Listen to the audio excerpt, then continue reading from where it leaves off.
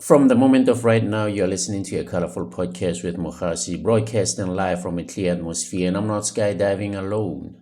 I'm with my brother who makes me want to sound a little bit like Tiwa Touch and say, what a time to be alive. My brother, man, straight to the point, tell us about yourself. Okay, my name last one ke Ramorwesi and la English ki Louis surname Ntamu, and you know what I did? I cut Ramorwesi to Res, and then I used my English name as if it's a surname Louis. Then it was Res Louis, and then I come from Mafiking.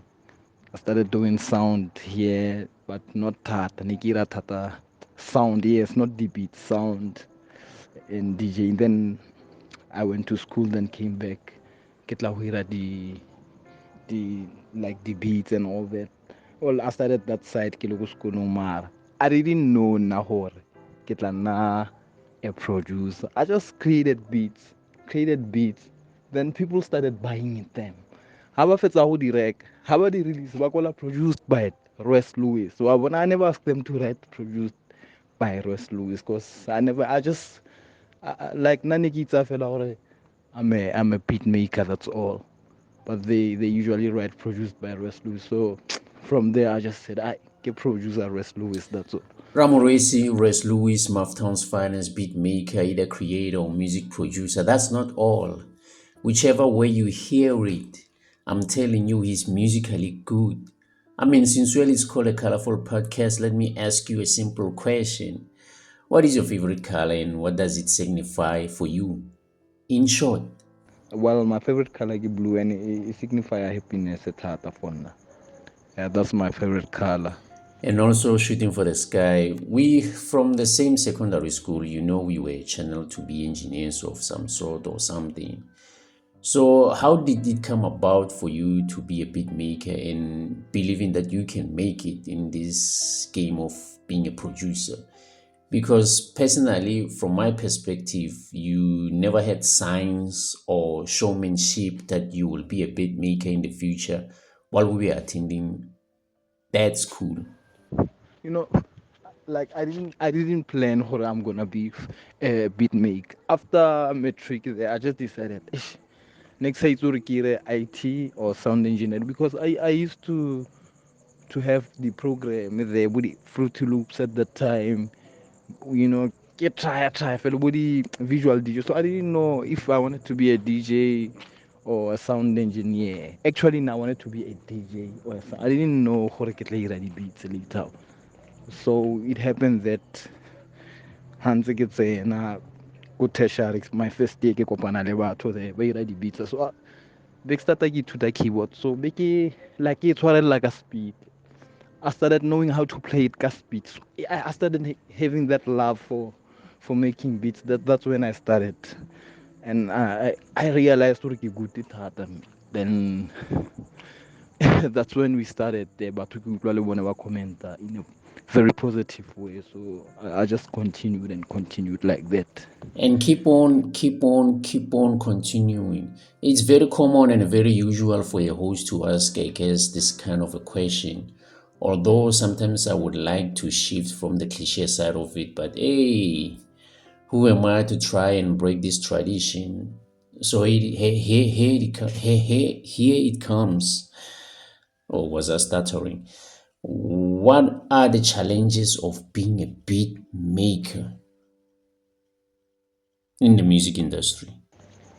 Honna producer brother is how easy. You know, when you start uhola there, you're always thinking, Ish, I wanna be a producer, I wanna be like that producer. But hey, sometimes when you start doing it, you start to or things are not easy. Hey, competition it too high. So like you need to get your game up there so that o kgona go reach a level e o tlhokang go e reach. So yeah, that's my answer for that. Trust and believe me, your game is already up there. I personally hate this, but I can't change the truth about it. It is unnecessarily well said that a prophet is never honored in his hometown. So, do you get enough support here at home? And how many people have you worked with and made it good? Mama thinking, ish, brother, there's not a lot of support, honestly speaking. Kore ke bua nnete hela, like, you just have to push hard. That's why everyone are pusher. They always go that side to Josie to push more. It's better we tell elephant base this side than we are to that side, wabona. And then now having worked with a lot of people, Tata.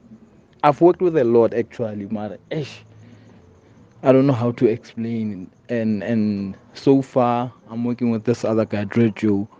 Re pusha the artist ke on it that thing. A lot of maybe re ka try go change industry. I'm mafiking guy on. We're trying to groom the upcoming artist, trying to sign them, invest in them. Re bona hore re go ka iragalang. Try to get fundings here and there.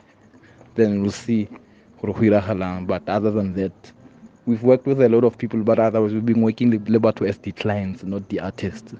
So far, we've been working with 2 artists, fail, which I cannot name for now, but yes, that's it for now. Yeah. But for me, there's a name I want us to name. There is a song where Tuks Senganga mentions your name, the Bonafella hitmaker. How did you connect with him and who approached who to end up working together with the jam that you came up with?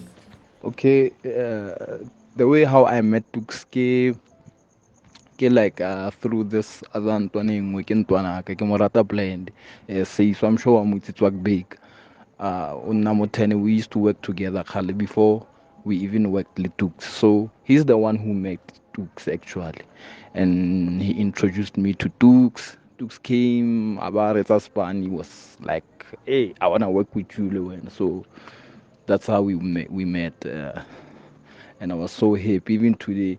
Kitty Tuks because of Mfana, and I'm so happy. But obviously, this man is yeah. If I was also a rapper, I would also want to work with you. You know, parents have their favorite child, but they won't tell us at all. Like, out of all the beats that you produced, which one speaks to you, although it comes from you for us to enjoy it? Oh, out of my beats, my favorite one ke okay, didn't tse ke di rileng tse le hore they were not released, or even okay, other ones were released but they were not marketed properly. So but tse di releasitsweng tse le hore di tswile sharp ke nngwe ya ga Tuks ya Manufika. Yeah, it's a nice song. Yeah, I loved that beat that. So the moment I played it to Tuks, he didn't hesitate. He just said that one. Then we started recording there. And Batu Bayarat, I remember we performed it go Morocco. Immediately when I played it, the Moody deck in the yeah, people just went crazy like that. I couldn't believe it. Wait, and took side perform it at or 525 it at, but like a Manufika Kion. It's my favorite so far. It was out there. It's one of the hits that I made. It's my favorite. Thank you. But truth be told, Manufika, it's a nice joint. It is a nice joint. Like, I've heard it, and when I was listening to it, I didn't know it was from you. So, but I liked it either way. I heard you speaking of Dex, playing on a Dex. Do you still work with him lately, though? Yeah, I used to DJ a bit, but then later on, I can move a lot. Get with a sound, get a booty beats. I just thought it was too much. I couldn't do DJing, beat making. It was gonna be too much. Big how like DJing, but it's okay, Zama now because motor hola. So I'm fading away yana for the Huira the beats. Get to left for the younger ones, then I can maybe switch to DJing. But I'm not sure yet. It's just a thought. Well, one. Let's touch back on that last question of, do you still work with him lately, Mr. Senganga? Yeah, sometimes, but hey, Scarlett, not like before. No, ke dale down. Kindoda is born elamar. I want to know support that. I respect him even up to this day, man. I also respect him for working with you, but I'm sure you have worked a lot with TB.